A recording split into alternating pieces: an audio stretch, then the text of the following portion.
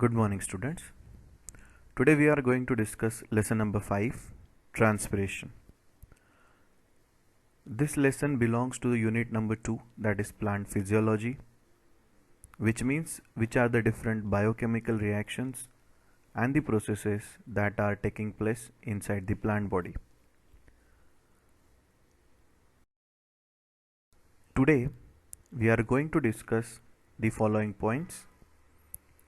Number 1, concept of transpiration and its importance. Second, experiments related to the transpiration process. What are the different types of transpiration? And the most important, mechanism of stomatal transpiration, as well as the opening and closing of stomata on the basis of potassium ion exchange theory. This is quite new topic to all of you and it is interesting as well. So I'll begin with the very first point. So as you can see in this diagram, transpiration is helpful for the plant in two reasons. Number one, it will create the suction force within the stem, which will enable the root to absorb more and more water along with the mineral nutrients. Second, constant circulation of water within the plant body helps to maintain the temperature as cool as possible inside the plant body, as well as it also helps to decrease the temperature in the surrounding. So for cooling purpose, transpiration is important. You know very well that all plants continuously absorb water to their roots. This water is conducted upward through the stem and it is distributed to aerial parts including the leaves.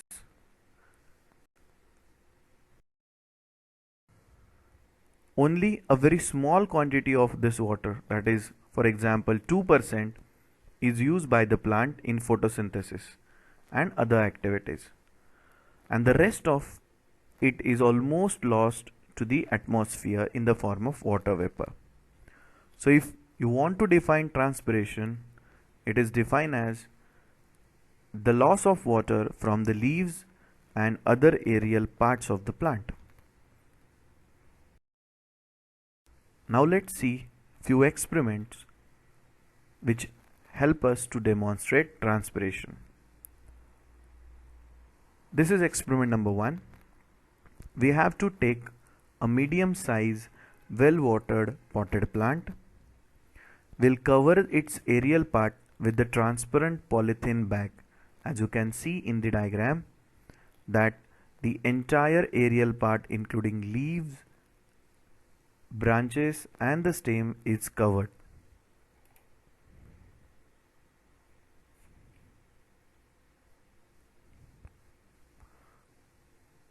This is the entire polythene bag which is covering the aerial part of the plant.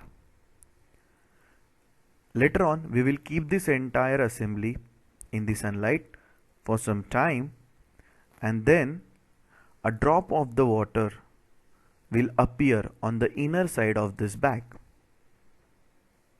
So this water which was transpired in the form of vapor was trapped, and we can test this by using cobalt chloride paper, and drops will confirmed as water only if the original color of cobalt chloride paper, that is blue, will turn pink.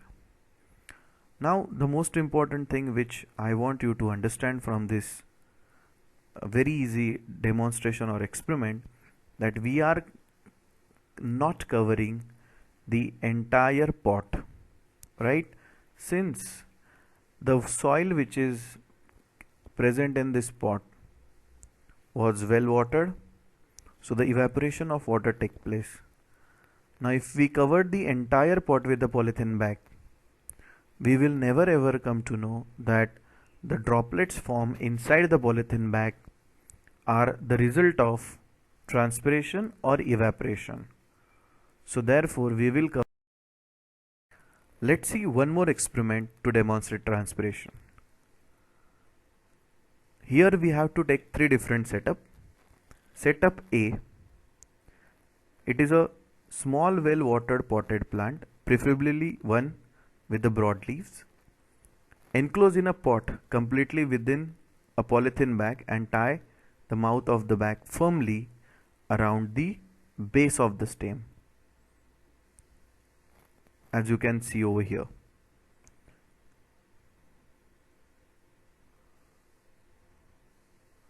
That the polythene bag is totally covering the pot. Later on we will cover the entire plant with the glass bale jar as shown in the diagram.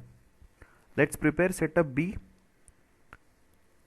This will exactly similar like setup A, but with the addition of a strip of dry cobalt chloride paper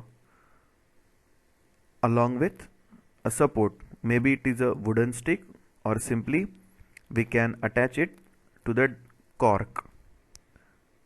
Fine. We will require one more setup, and this setup will have only a empty bale jar without a plant but still containing a dry cobalt chloride paper.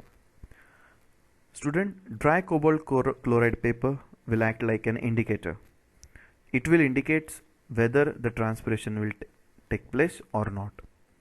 So once all these three setups are ready, after half an hour, what we can see? The first point that we can see is in setup A, there is a condensation of water vapor on its inner walls. Second, that is bale jar B, would also show a similar condensation.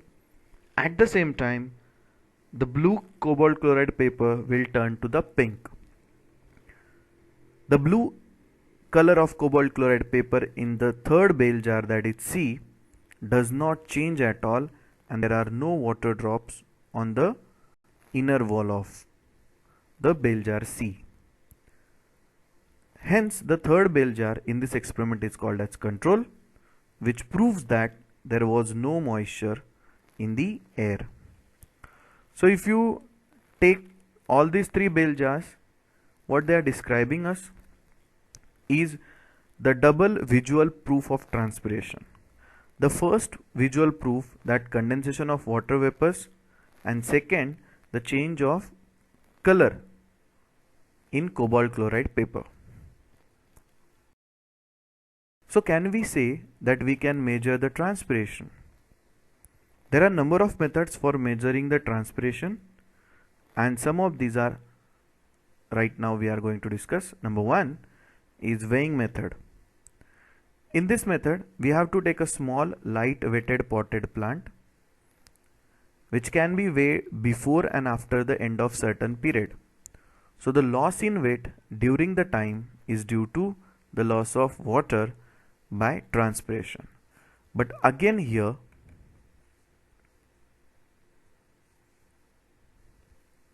we have to take care that the pot is covered with the polythene bag so that water will not get evaporate, and we will get second method, which is having a slight improvement as compared to the first one, that we will use here a glass bottle linked by a rubber tube to a graduated side tube. You can see that this is the glass bottle and this is the side tube. This side tube is a graduated side tube, or simply you can say it is a calibrated glass tube. Both of these are filled with the water. We'll place a plant, right? So this plant will absorb the water with the help of its root, and the water is transpired through the leaves. The water level in the side tube will start falling down because the water from the larger bottle, it will get lost. So to replace that loss of water, will be calibrated, or it will be measured by using the side tube. So this would indicate the volume of water loss that can be compared with the loss in weight with the help either weighing machine in earlier slide, or by converting that this ml or cubic centimeter loss of water from side tube. There is another method where we can try to measure the transpiration. That one more setup can be used as shown in this figure. Place the test tube in a small beaker and weigh them together. Keep the test tube in sunlight in a straight manner without disturbing or without altering any content as shown in the figure. Then we will weigh it again by keeping the same beaker, and any difference in the weight will indicate the loss of water. Here we are taking one precaution, that we have to add a few drops of oil to prevent the loss of water through evaporation. And second, we will not use the complete entire plant over here. We are going to use a twig, right? The twig is defined as the youngest branch of the plant. That twig will be cut in a diagonal manner so that maximum water will be absorbed during this experiment. Student, these are not that much scientific methods to demonstrate the transpiration, right? So the second important method which is used to measure the transpiration, again indirectly manner. Potometer is a device that measures the rate of water intake by plant. There are different types of potometer available in the market, but in our syllabus we are having Ganong's potometer, right? So this potometer can Ganong's potometer will look like as shown in this figure. It is most common.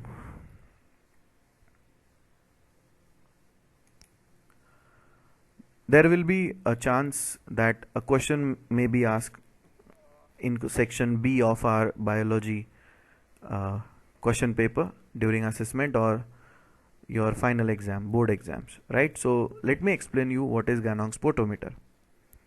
It consists of a twig of a suitable plant, for example coleus, cut with the very sharp knife, and it is fixed in the apparatus as you can see in this picture.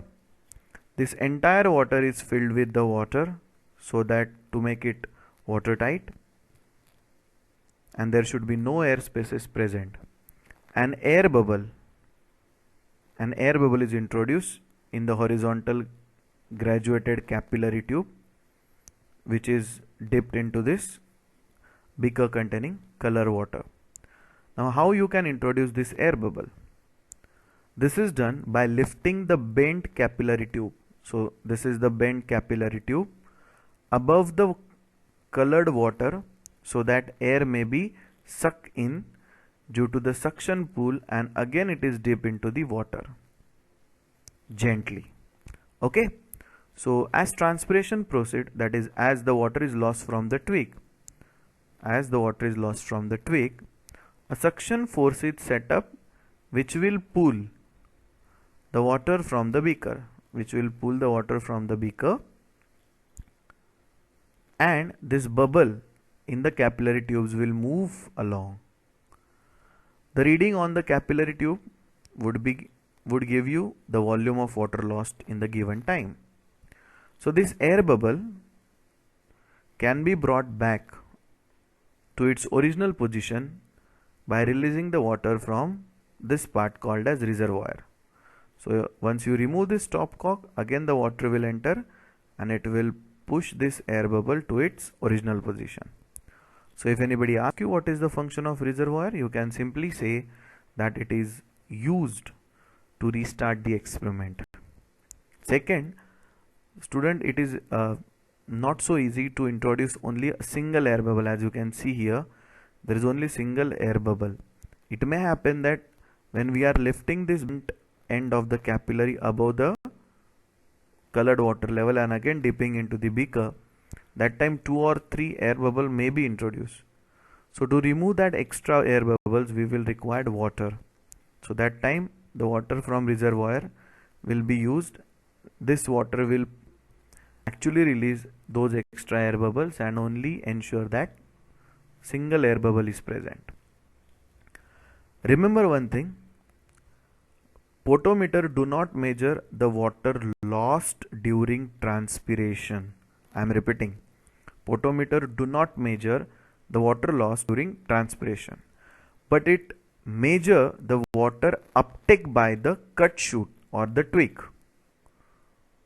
Some of this water is used by cells to carry out the different processes like photosynthesis, and some amount of water is lost in the form of water vapor. But this is a more scientific way to explain the measurement of transpiration. It is used.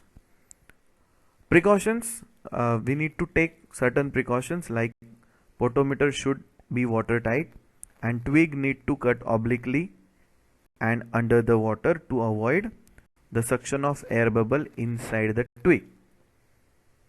If it happens, although this instrument look like very fruitful or helpful to demonstrate transpiration, but it has certain limitations. Limitation number 1, that introducing the air bubble is not so easy. Second, the twig may not remain alive for longer time, and any change in outside environment, whether it is temperature or pressure, it may affect the position of this air bubble, also the shape of this air bubble. Temperature increase, so the size of the air bubble also increases. Okay, we'll move ahead.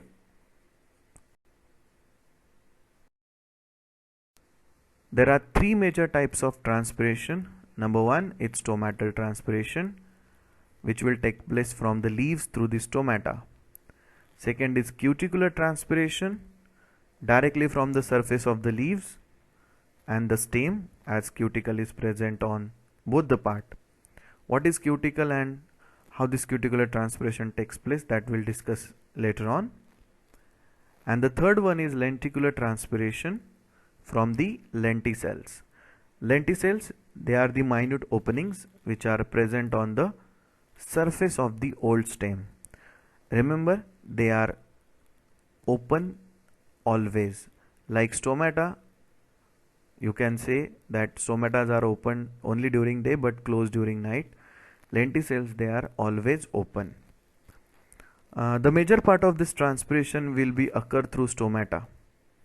Okay, almost 90 to 95% transpiration will take place through stomata, whereas the other two ways, that is cuticular and lenticular transpiration, they will contribute very little. Okay, so let's see what are the different methods or how the stomatal transpiration.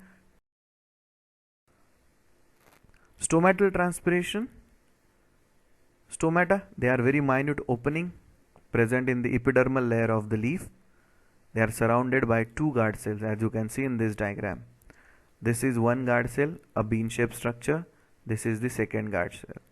Student, in our textbook on page number 58, there is a diagram given, figure 5.6, that you are supposed to draw in your notebook.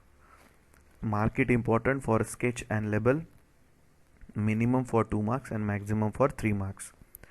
If the diagram is asked for 3 marks, then they may ask you to draw the closed stomata and open stomata.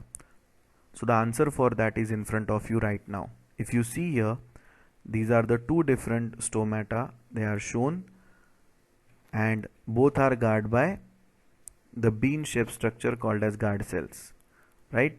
This guard cell is not stomata. Okay, stoma is a singular word, stomata is a plural word. Stoma is the part which is present below this guard cells.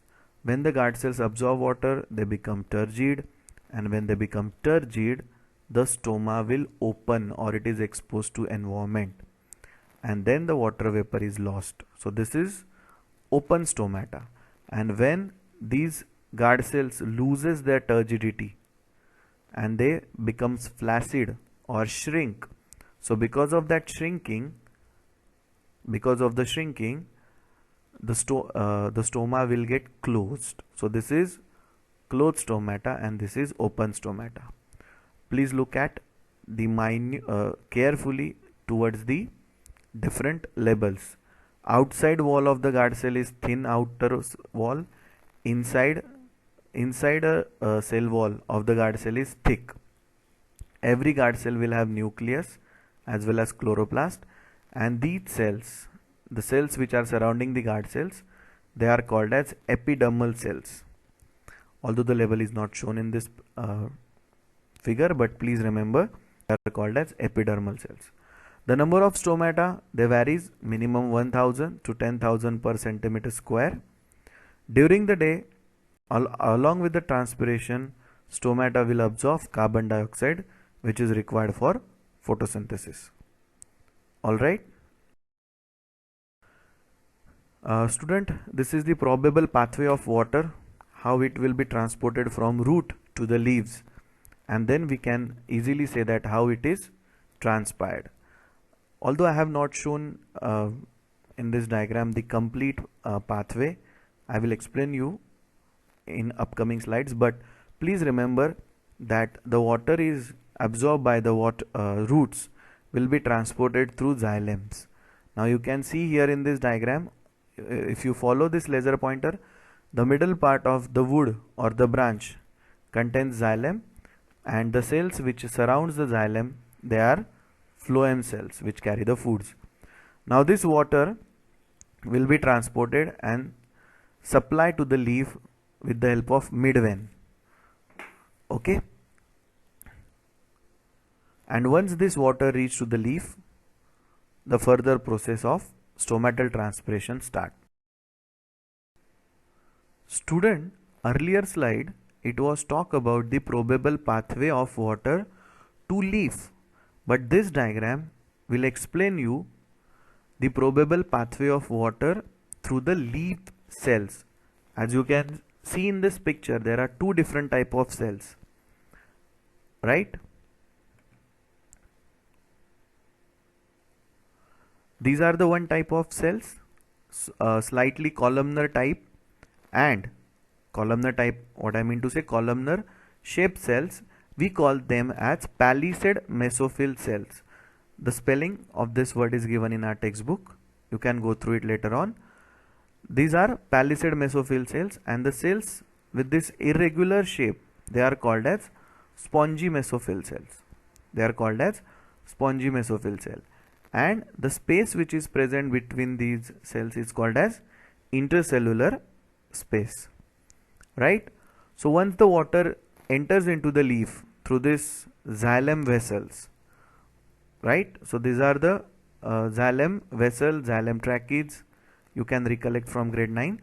Okay, so these xylem vessels, the water is transported or it is released to the simultaneously to the both spongy mesophills as well as palisade mesophyll cells.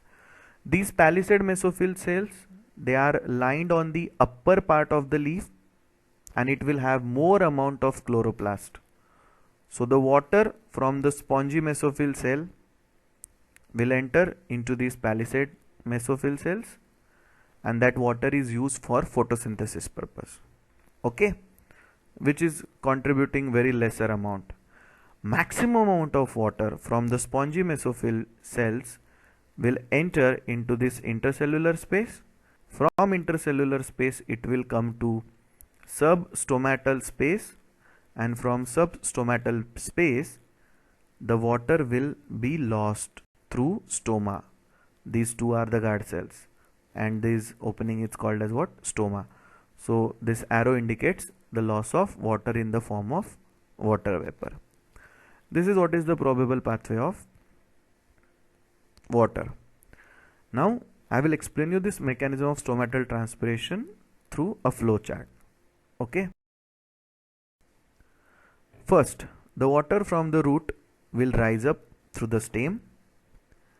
Then it will reach to the various tissues of the leaf that we just discussed, that is either palisade tissues or palisade mesophyll cells or spongy mesophyll cells. The mesophyll cells will give out some water in the form of thin film. How much thin? Almost in a nanometer size. This thin film will be converted into the water vapors. The water vapors, then it will get accumulated into intercellular space. The same water vapor later on reach to the substomatal space, and once the stomata open, the water vapors will be released into the atmosphere. This is a simple mind map or the flowchart of mechanism of stomatal transpiration. You can pause this video here and you can check with this earlier diagram from your textbook. Alright, we will. Okay, how does this stomata gets open or close? So the opening and closing of the stomata will occur only during the day, and it is controlled by the amount of water and some solute. The solute used in the opening and closing of stomata is K+ ion. Okay. Later on in lesson number 4 and lesson number 6, that is absorption by roots, and in photosynthesis lesson, we are going to discuss more about the K+ ion concentration theory. But let me introduce you how this K+ ion helps in opening and closing of stomata. This is the generalized picture of the guard cell along with the stomata. As you can see here, K+ ion, more the K+ ion goes inside the guard cells, this K+ ion will trigger or it will pull two different substances, or it will allow the entry of two different substances again inside the guard cell, that is water as well as H+ ion. Now because maximum K+ ion they are entering inside the guard cells, maximum amount of water also enters to maintain the solute and solvent balance, which will result into turgidity of this guard cell and stomata opens. This will happen only during day. This will happen only during day because to absorb the K+ ion inside the guard cells required ATP, that is adenosine triphosphate. Correct? So if there is ATP, then only the K+ ion will be absorbed. That means this ATP production will take place in the presence of sunlight, which is not available during night. So hence we say that stomata are closed during night and open during day. Again I am having a flow chart of this opening of stomata as well as closing. During daylight, what will happen? The accumulation of K+ ion by the guard cell will start with the help of ATP, will result into increased solute concentration, means increase K+ ion concentration inside the guard cell. Inside the guard cell. So now inside the guard cell, what is the condition? Solute is more as compared to the solvent. Okay. Now if we know that universal solvent is water, so inside guard cell now there is a decreased water potential. Decreased water potential means decreased water concentration, and since there is a less water concentration, the guard cell will start absorbing more of a water through a process called as osmosis. Osmosis क्या होता है? That we'll discuss in lesson number 4, but let me tell you a small definition. Osmosis is movement of water molecule from its lower concentration to its higher concentration. Now what had just happened, inside the guard cell the water is less, but outside the outside the guard cell the water is more. So the water will move from outside to inside. So if water move from outside to inside, it is called as endoosmosis. Water which move from outside to inside, it is called as endoosmosis. Once this endoosmosis take place, it will result into increase the turgidity. Means the guard cells start swelling. Right? Once they get swelled up because of absorption of water, they will become turgid, and once they become turgid, the stoma will open. And during day, this entire process is completed. In the evening time or during night, the entire this steps will be reverse. The water will move outside, the water concentration increases, K plus ion is also come out, and the stomata will closed. Time being, you just remember how the stomata opens. Second type of transpiration is called as cuticular transpiration. Cuticle is a waxy layer which is secreted by epidermis, and it contains a chemical called as cutin. Spelling is cutin. This cutin is function like an anti-transpirant, anti against transparent transpiration. So it will prevent basically the loss of water in the form of water vapors. The thickness of this cuticle varies among the plants. The basic purpose of this cuticle, as I told you, it prevent the evaporation, and remember, greater the thickness of the cuticle, lesser is the evaporation. Lenticular transpiration, opening that develops on the bark of the older stem are called as lenticels. The main function of these lenticels allows the diffusion of gas. As you can see in this picture, these are the small pores. Okay, all these are what? Lenticels. They are never closed. As you can see, there is no presence of guard cell like structure over here, and that's why they are helping the diffusion of gases. The way we say that oxygen is absorbed by the plant during night, so that oxygen is diffused through lenticels. Alright.